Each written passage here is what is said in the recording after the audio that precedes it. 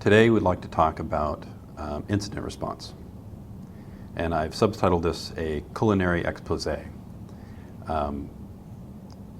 Often when I'm buried in this kind of work, the first thing to be sacrificed is a regular meal schedule, although maybe hard to understand that just taking a look at me. I certainly eat plenty. And caffeine, an important aspect of incident response, at least for me. So this will be an exploration of disciplines, knowledge, and skills required within a Monday in IA, so a typical day, or not typical depending on your organization. I'd like to talk a little bit about what skills and knowledge are needed, what kinds of patterns we should be looking for, and what might be of interest. They're not always obvious. And who are our friends? When you're in the middle of an incident, trying to look up the contact information for people who might be helpful isn't something you want to be doing. You want to have that ready. You want to have relationships with forensic examiners, with law enforcement, with all of those people that might actually become a part of your response. To establish those relationships on the fly while somebody's hacking you is interesting tightrope act that you don't want to be trying to do. And what do we know about our enemies? We'll talk throughout this course about situational intelligence, operational intelligence, and just generally having a good operational view of who it is that might be coming after you and why they would be doing that.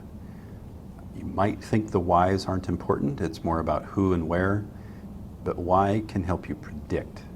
If you know why, often you know when. So let's start with the easy scenario, an incident-free day. In my career for the last 20 years, I don't think I've had one of these, but this is a mythical incident-free day. Come to work. I usually get to work early, read 23, 40 articles on various IA topics before everybody else gets to work and starts bugging you.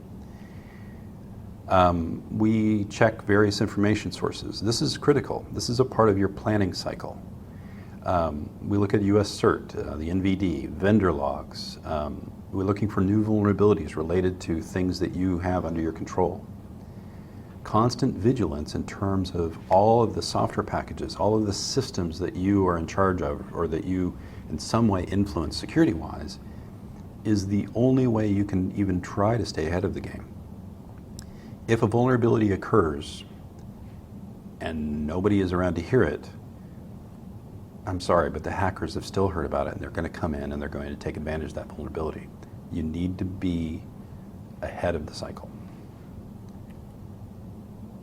Check dashboard stats. This is a typical operational thing available to most organizations where you have tools that are gathering information from your network, gathering information from your firewalls, your intrusion detection systems and various other systems to let you know what's up. So you take a look at the dashboard stats. Hopefully the dashboard doesn't tell you anything interesting and you're able to go on to your next step of the day. Check on 2 or 3 of your long-term long-term IA projects. Provide guidance to 5 or 6 non-IA projects. You'd be surprised when you become known as an expert in this field what people come to ask you about. Respond to 30 or 40 critical email requests. 30 or 40 is a little low for me these days. Usually it's 50 or 60 critical requests, at least waiting for me in my email box in the morning. So the incident-free days are the easy ones to plan for. Nothing happened. Nothing's going to happen. It's a sunny day, and we're going to leave for home early. Depending on the size of the organization, those can be extraordinarily rare. It's the other days that actually invoke your planning, that actually test what you have prepared to deal with. Portions of your incident response plan should be actually happening every day. Remember, I mentioned the reading you should be doing, the ability to understand and know what threats are out there, The operational intelligence pieces, those are daily tasks, and they're part of your response. They're just a pre-response. And incidents are probably defined a little more broadly than your colleagues might think. You will be in the know, but your colleagues are pretty narrowly focused on what an incident really is. Let's talk about that. What really is an incident? Let's go through some scenarios. Your intrusion detection system detects an intrusion. Intrusion detection systems are one of the most poorly named devices, I think, in the world right now, in that they don't typically detect intrusions. In fact, I've never seen that happen. What intrusion detection systems typically detect are attacks. So it triggers, an attack occurred. Most of them aren't smart enough yet to know that the attack resulted in an actual intrusion. So it triggers, but we don't know until we investigate really what's going on.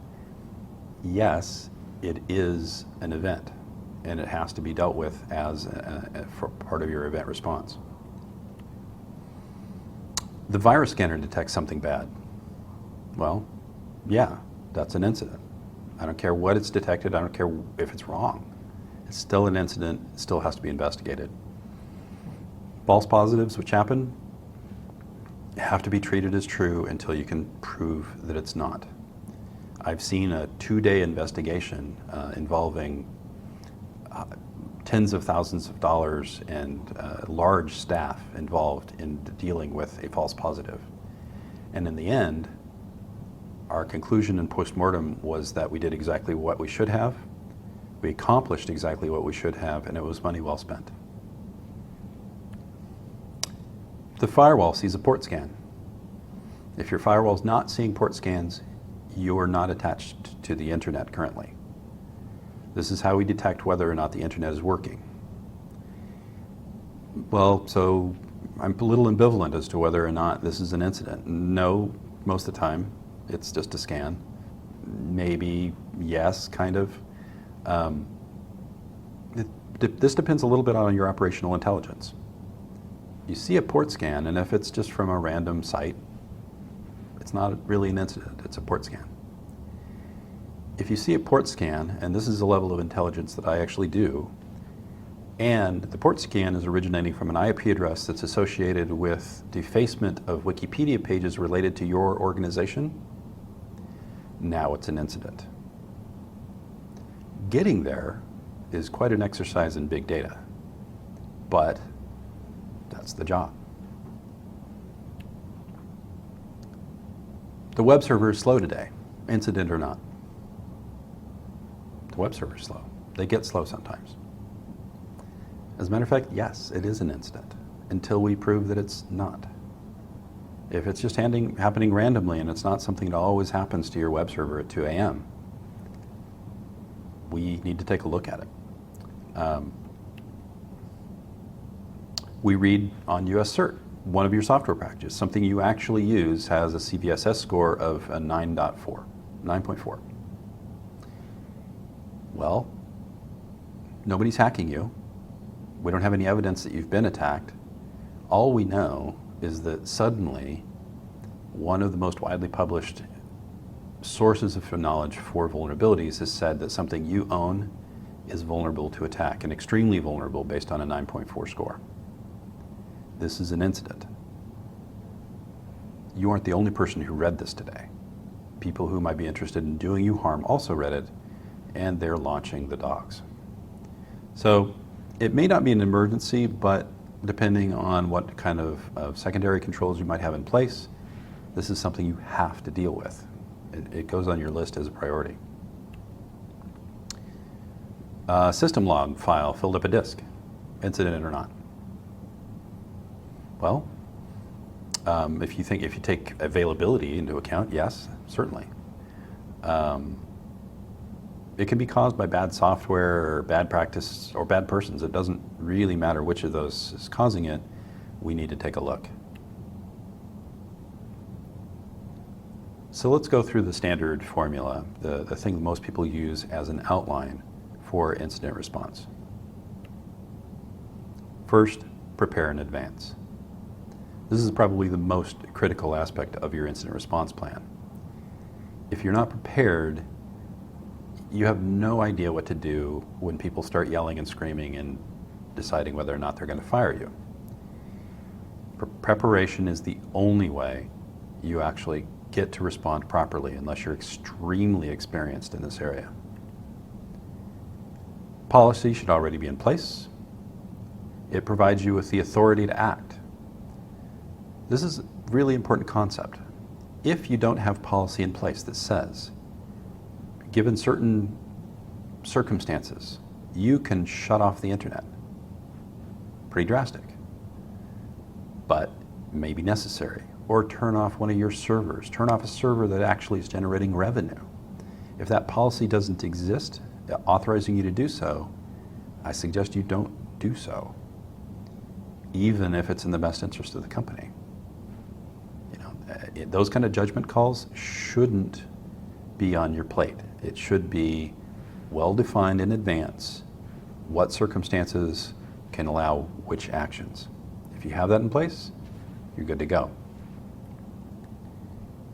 It should describe the roles and responsibilities that happen during an event.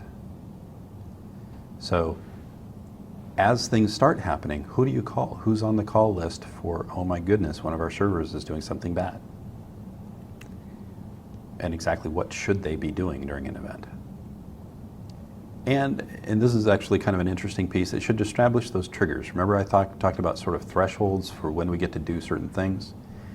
One of the most common mistakes made in incident response is to not pay attention to your triggers. The idea typically is we're IT, we know what we're doing, we know how to fix things, we're almost there, we just about have it fixed, and we think we've stopped these people and gotten them off of our network. Let's not invoke our disaster recovery plan. Let's not turn that server off. Let's not do that drastic event, even though our policy says we should have by now. Resist the temptation to believe you've got it just about fixed. Usually when you think you've got it just about fixed, you're about a third of the way through actually fixing it. So well-defined triggers that trigger specific responses is actually a really important thing to concentrate on. The plan should be published. What if you're not around? What if it's up to one of your lieutenants? What if neither of you are around? It cannot be that because you're incommunicado for some reason, the company is unable to respond, unable to actually deal with an incident of this nature. The roles have to be published. Involved parties should be trained. It's well-known human behavior that if we actually learn how to do something and drill, we do it better. We're better at doing things we've done before. If you've never, ever invoked the plan before and nobody involved with the plan has tried out their role, it will be a disaster. You should have multiple access methods available for the plan. One of my favorite sorts of events is an event that takes down the LAN or the internal network for a corporation for any reason, and you realize that the plan is published on a server that's no longer available to you. It should be printed, it should be in multiple locations. Most likely one or two of you should have it at home. There's a lot of different mechanisms for making that available, and it's a rookie mistake to just have it available in one system that may actually become unavailable because of the incident itself.